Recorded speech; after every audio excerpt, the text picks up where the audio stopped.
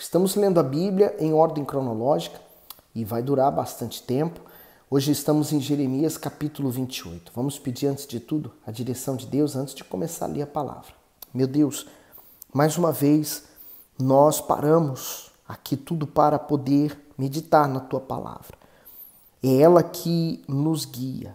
Eu posso até dizer que a Tua palavra é o nosso GPS na vida dos dias de hoje. Tão corrida, mas tiramos um tempinho para estar aqui e ouvir a Tua voz. Senhor, fale conosco. Amém.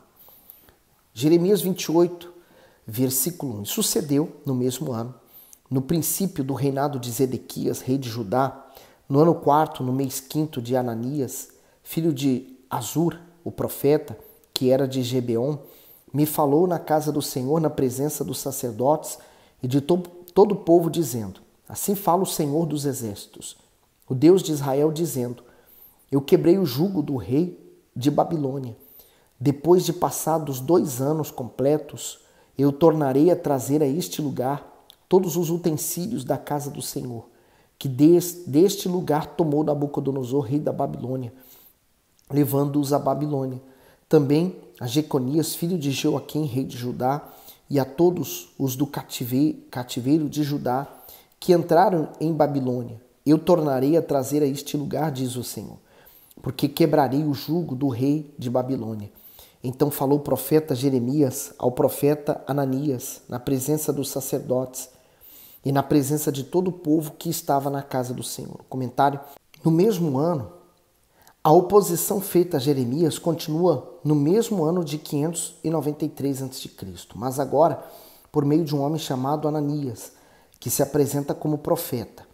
Ousado em suas palavras, ele foi capaz de prever a queda da Babilônia perante Judá. Além disso, estabeleceu datas para a restauração da nação, para a devolução dos despojos e para a volta daqueles que haviam sido deportados, quando Deus dizia exatamente o oposto. Segundo as previsões de Ananias, no decorrer de 2 anos tudo estaria como antes. No entanto, as profecias de Jeremias, que falava em nome de Deus, afirmava que o cativeiro babilônico duraria 70 anos. E só após esse período a nação seria novamente reestabelecida. Então, quer dizer, aquele profeta falava segundo o que todo mundo queria ouvir e não o que era preciso ouvir, né? Então, profecias enganosas. 6. Disse, pois, Jeremias ao profeta: amém. Assim faça o Senhor, confirme o Senhor as tuas palavras que profetizaste, e torne ele a trazer os utensílios da casa do Senhor e todos os do cativeiro de Babilônia a este lugar. Mas ouve agora esta palavra que eu falo aos teus ouvidos e aos ouvidos de todo o povo. Os profetas que houve antes de mim e antes de ti, desde a antiguidade, profetizaram contra muitas terras e contra grandes reinos acerca de guerra e de mal e de peste. O profeta que profetizar de paz, quando se cumprir a palavra desse profeta, será conhecido como o profeta a quem o Senhor, na verdade, enviou. Então Ananias, o profeta, tomou o jugo do pescoço do profeta Jeremias e o quebrou. E falou Ananias na presença de todo o povo, dizendo: assim diz o Senhor, assim, passado 2 anos completos, quebrarei o jugo de Nabucodonosor, rei de Babilônia, de sobre o pescoço de todas as nações. E Jeremias, o profeta, seguiu o seu caminho. O comentário diz: Ananias quebrou o jugo de Jeremias, se atrevendo a destruir o sinal posto pelo Altíssimo para falar à nação. Este ato impetuoso e insolente aconteceu na presença do povo, a fim de constranger e humilhar o servo de Deus. Das palavras enganadoras de Ananias, não havia nem sequer uma que convocasse Judá ao arrependimento ou que repreendesse suas más atitudes, porque ele queria que tudo voltasse ao normal, né? Voltasse às velhas atitudes. No 12. Mas veio a palavra do Senhor a Jeremias, depois que Ananias, o profeta, quebrou o jugo de sobre o pescoço de Jeremias, o profeta dizendo: vai e fala a Ananias, dizendo: assim diz o Senhor, jugos de madeira quebraste, mas em vez deles farás jugos de ferro. Porque assim diz o Senhor dos exércitos, o Deus de Israel: jugo de ferro pus sobre o pescoço de todas estas nações, para servirem a Nabucodonosor, rei de Babilônia, e servi-lo-ão e até os animais do campo lhe dei. O comentário diz, assim diz o Senhor, o Todo-Poderoso, viu a situação de humilhação e de afronta que Jeremias sofreu e se dirigiu especificamente ao agressor do seu servo. Ele disse que a opressão da Babilônia, representada pela peça de madeira colocada sobre Jeremias, seria severa e semelhante a um jugo de ferro. Diante disso, Ananias poderia remover a autoridade do homem de Deus usando a força física, mas jamais poderia remover a autoridade divina que guiava o seu servo. O ser humano pode não aceitar ou até mesmo não acreditar na palavra de Deus, mas sua rebeldia ou sua incredulidade não altera a vontade do Altíssimo e muito menos os seus planos. Então, ele tentou provar que ele estava certo, aquele outro profeta, mas ele estava enganado pelo seu próprio coração.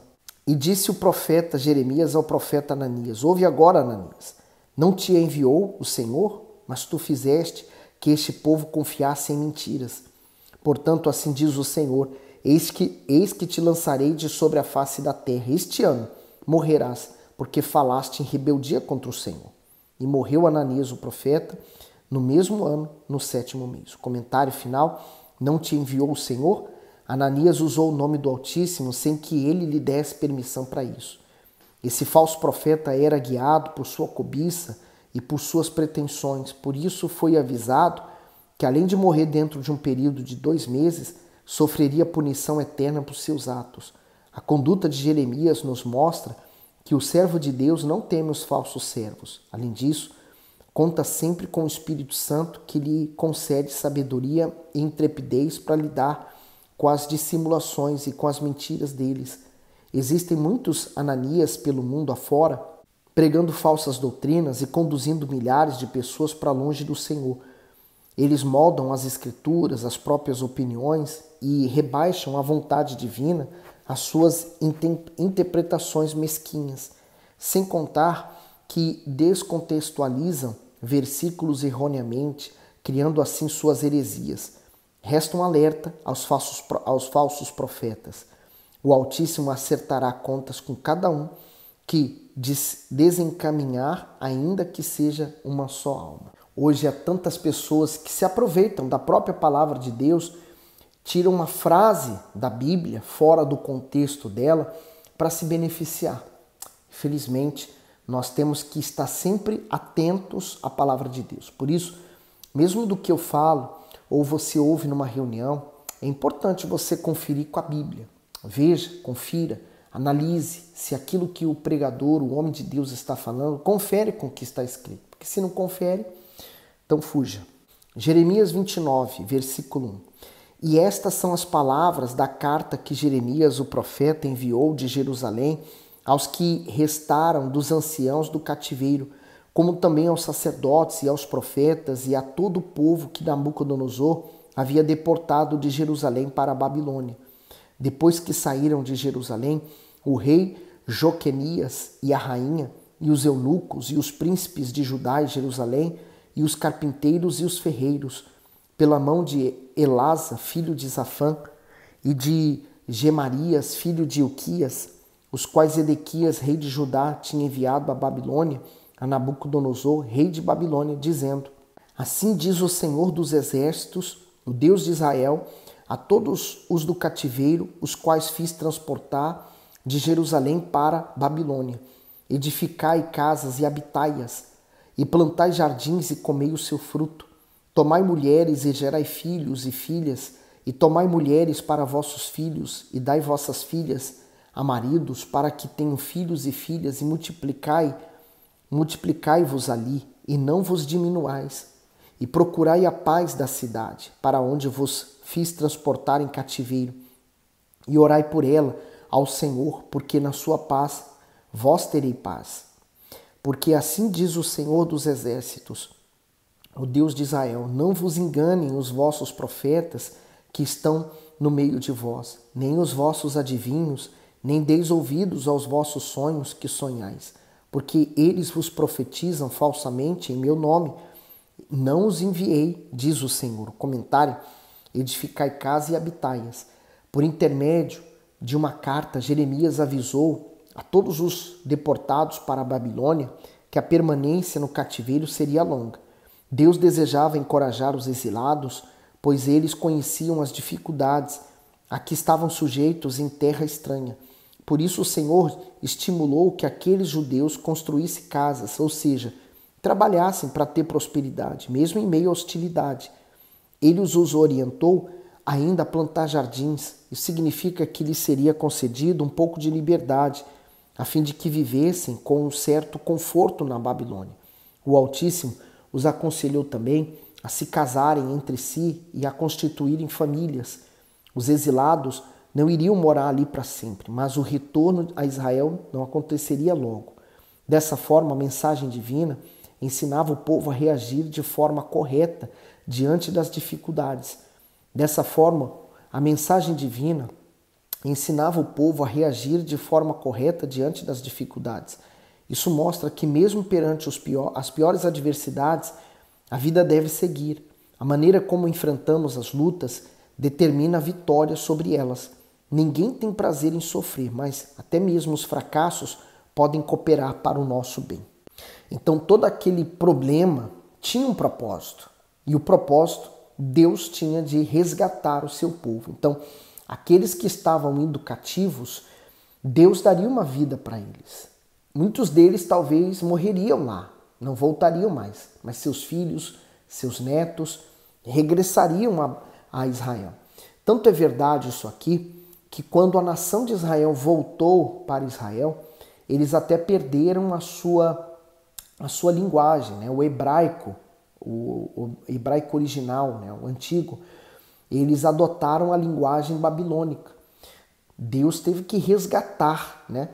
Alguém teve que buscar isso novamente e resgatar. Tanto é que a Bíblia ela foi escrita em grego e aramaico, né? Que era a antiga linguagem aqui da Babilônia, daquela região. E o hebraico perdeu muito a sua força. Hoje se resgatou muito, mas na época do Senhor Jesus, quando ele veio, ele pegou a nação e a nação falava aramaico. O hebraico era pouco usado ou mesmo usado apenas para ler a Bíblia, ler a Torá, mas era o comum do dia a dia o aramaico. É como você pensar em África, existe, por exemplo, em Cabo Verde, a língua portuguesa, mas também o crioulo, né? A língua regional deles. Então, assim também, o povo aderiu à linguagem geral. Por exemplo, um cabo-verdiano que saiu, digamos, na infância da sua terra e volta lá hoje, ela ouve aquelas pessoas falando em crioulo, ela pode não entender, né? Isso pode acontecer e foi o que aconteceu com o povo de Israel. 10. Porque assim diz o Senhor, certamente que passados 70 anos em Babilônia, vos visitarei e cumprirei sobre vós a minha boa palavra, tornando a trazer-vos a este lugar. Porque eu bem sei os pensamentos que tenho a vosso respeito, diz o Senhor.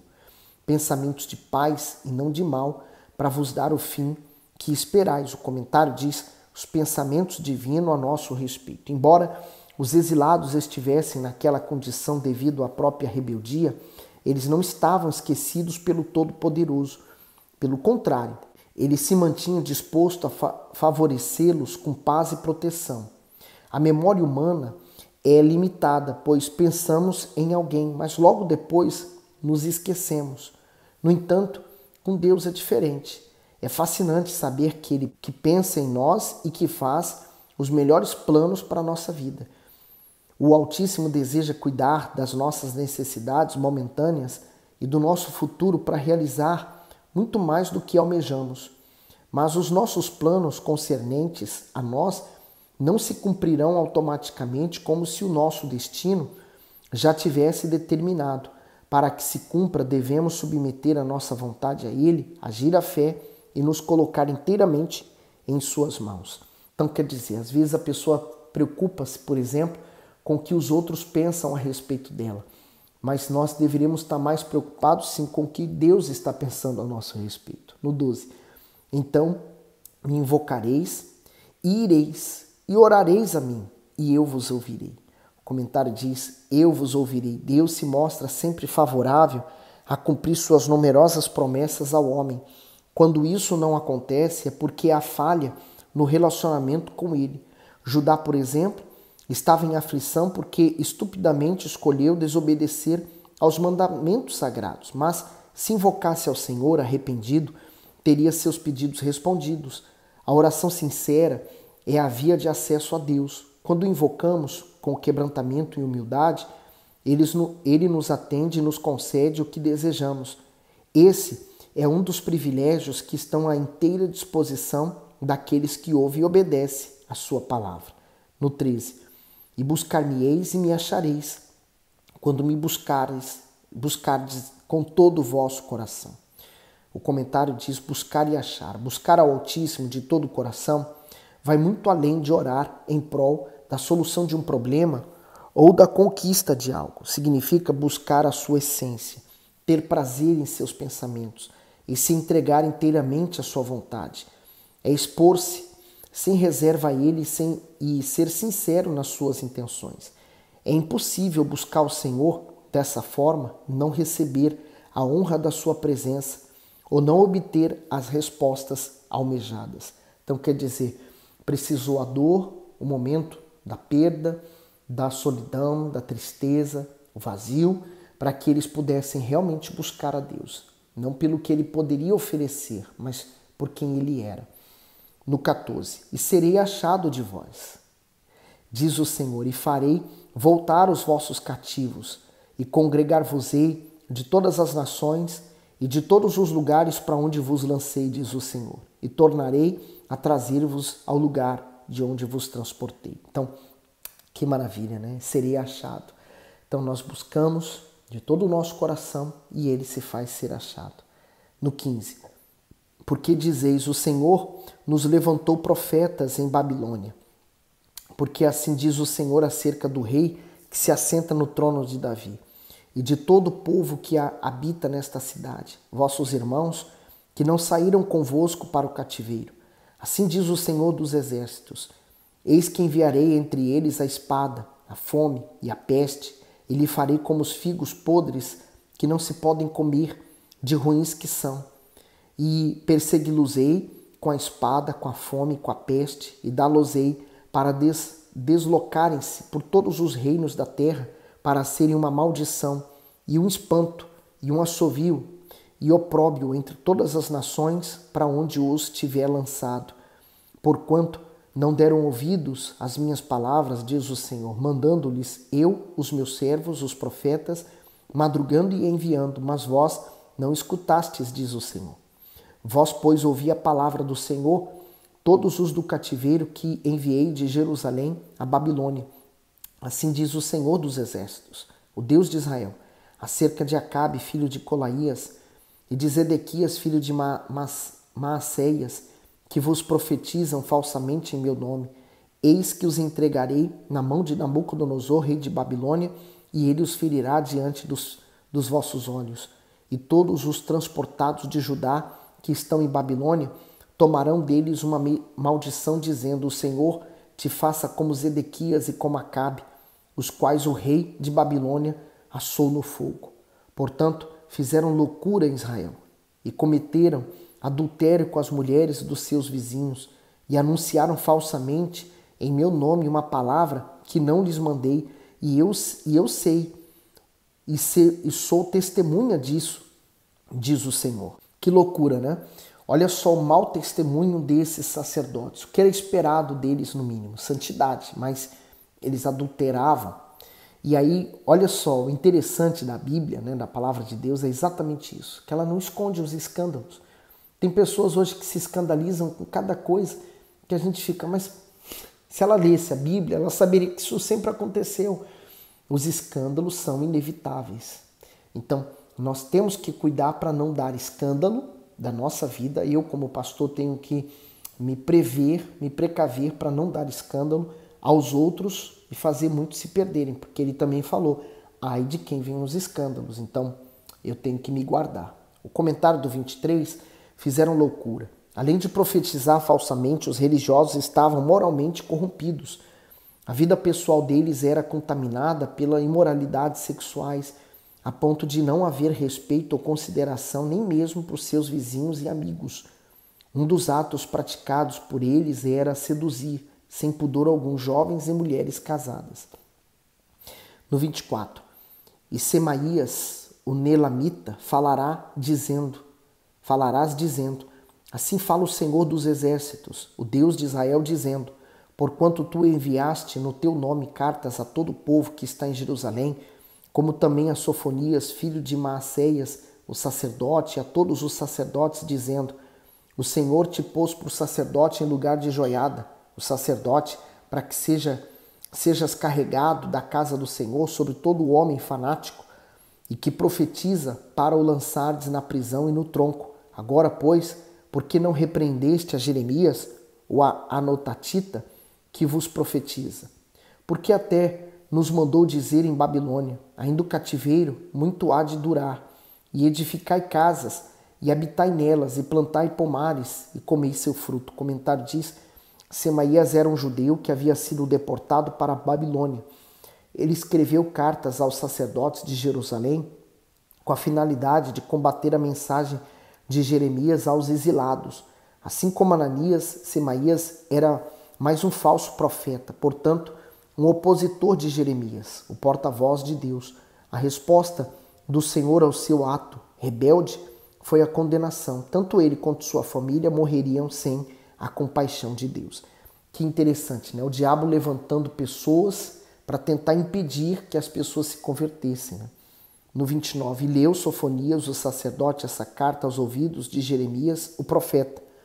E veio a palavra do Senhor a Jeremias, dizendo, manda todos os dos cativeiros, dizendo, assim diz o Senhor acerca de Semaías, o Nelamita, porquanto Semaías vos profetizou, e eu não o enviei, e vos fez confiar em mentiras, portanto, assim diz o Senhor, eis que castigarei a Semaías, o Nelamita, e a sua descendência. Ele não terá ninguém que habite entre este povo, e não verá o bem que hei de fazer ao meu povo, diz o Senhor, porquanto falou em rebeldia contra o Senhor. Ele plantou, viria colher mais tarde. Vamos plantar o que é bom para colher o que é bom, tá bom? Que Deus continue abençoando. Põe nos comentários o que Deus falou consigo. Manda esse vídeo para alguém e dá o seu gosto. Não esquece não.